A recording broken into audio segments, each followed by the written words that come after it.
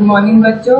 आज हम इतिहास एसएसटी का दूसरा पार्ट करेंगे राजनीतिक जीवन से, जिसका नाम है विविधता की समझ। इस चैप्टर को हमने रीड कर लिया था। अब हम इसकी एक्सरसाइज करेंगे, अभ्यास के प्रश्न उत्तर करेंगे। पहला प्रश्न आपका है कि आपके इलाके में मनाए जाने वाले विभिन्न त्योहारों की सूची बनाइए। इनमें से कौन से त्योहार सभी समुदाय द्वारा मनाए जाते हैं। आपके इलाके में जो भी त्योहार मनाए जाते हैं उसका वो बनाना है, लिखना है आपको। और ऐसे कौन से त्योहार हैं जो सारे समुदाय मिलकर बनाते हैं, ये आपको इस तरह से करना है। त्योहार की सूची जैसे देखो, लोहड़ी, बुधवा पूर्णिमा, ओणम, गणपति जयंती, गुरु नानक जयंती, गणतंत्र दिवस, गुड फ्राइडे, स्वतंत्रता दिवस, दशहरा, दिवाली, ईद, क्रिसमस इत्यादि।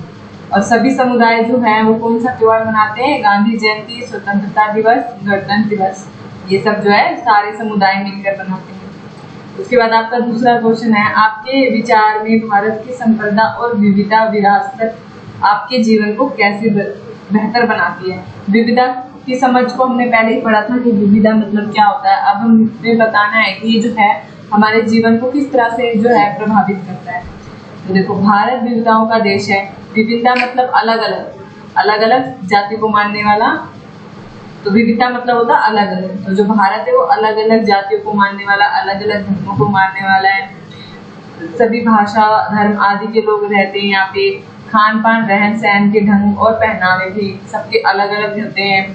इसी प्रकार भारत की जो विविध विरासत है हमारे जीवन को बेहतर बनाती है। हम जब भी विभिन्न लोगों के संपर्क में आते हैं, उनसे मित्रता करते हैं, तो उनके साथ पढ़ते हैं, काम करते हैं, तो हम उनकी भाषा, उनका रहन सहन, उनके पहनावे के बारे में जानते हैं और उनसे कुछ नया कुछ सीखते भी हैं।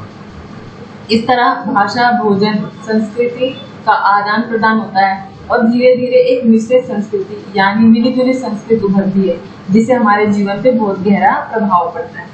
ठीक है, जो हम जब किसी के साथ मिलते हैं, स्कूल में पढ़ते हैं, तो हम उसके रहन सहन को अपनाने लगते हैं, उसके खान पान को। तो इसको जो है हम कौन सी संस्कृति बोलते हैं? मिली जुली संस्कृति बोलते हैं। अब आपका तीसरा क्वेश्चन आता है कि आपके अनुसार अनेकता में एकता का विचार और भारत के लिए कैसे उपयुक्त है।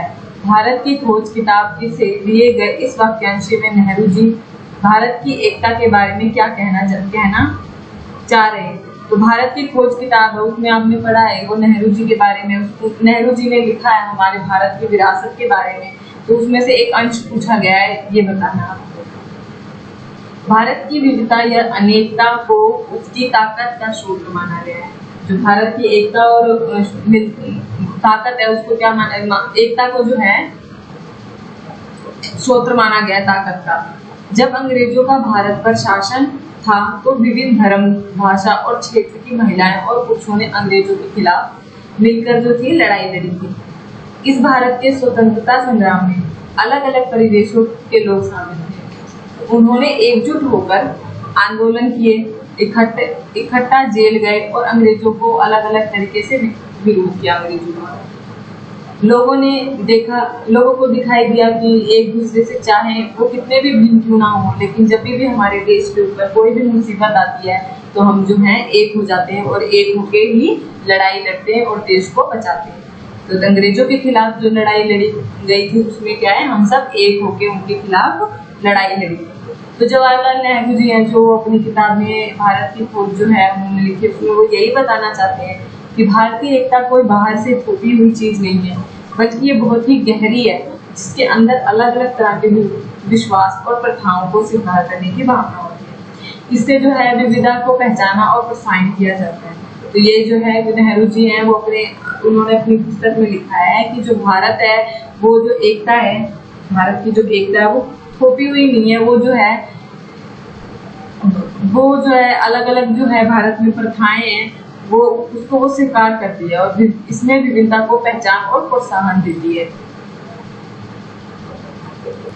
अब इसी तरह से आपका ये चौथा क्वेश्चन है कि जलियांवाला बाग हत्याकांड के ऊपर लिखे गए गाने की उस पंक्ति को चुनिए जो आपके अनुसार भारत की एकता को निश्चित रूप से ही झलकाती है। तो आपको पता है कि जलियांवाला बाग का कांड क्या है ना? तो इन दिन खून के हमारे ये प्यारे बह के जाना है। तो ये जो है एक अंश दे रखा है जलियांवाला बाग के ऊपर एक जो है गीत है, इसके बारे में बताना है कि ये जलियांवाला बाग हत्याकांड के बाद अमृतसर में गाया गया था। गाने की निम्नलिखित पंक्तियां हैं कि हिंदू मुस्लिम एकता को निश्चित रूप से झलकाती है और हिंदू मुस्लिम की ही होती है। आज होली बहाते हैं एक रंग में, दामन भीगे के जाना है। तो इस तरह से जो है ये आपको अपने नोटबुक में लिखना है सारे क्वेश्चन आंसर।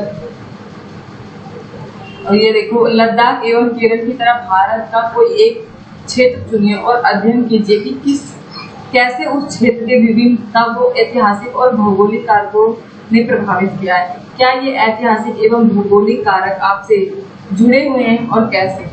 तो बेटा ये आपको ना अपने आप करना है, खुद करना है। ये किसी भी आपको जैसे ऊपर हमने पढ़ा था ना लद्दाख और केरल के बारे में कि ये दोनों जो है एक पहाड़ी इलाका होता है और एक कैसा होता है, और जो केरल है वो समुद्री इलाका है। तो इन दोनों की जो भौगोलिक स्थिति थी वो अलग अलग है, लेकिन वो कैसे एक दूसरे को जोड़ती है ये चीज जाना था हमने। इसी तरह से आपको कोई भी दो क्षेत्र लेकर उन दोनों का अध्ययन कर कर लिखना है कि वो जो क्षेत्र है वहाँ का वर्तमान कैसा है, वहाँ की जो भौगोलिक स्थिति है वो कैसी है, वहाँ का जो इतिहास है वो कैसा है, और वो दोनों जो है वो एक दूसरे को कैसे जोड़ते हैं, वहाँ की जो संस्कृति है, वहाँ की जो विभिन्नताएं हैं वो कैसे एक दूसरे देश को आपस में जोड़ती है, ये आपको इसमें बताना है। ठीक है, तो ये आपको अपने आप से करना है।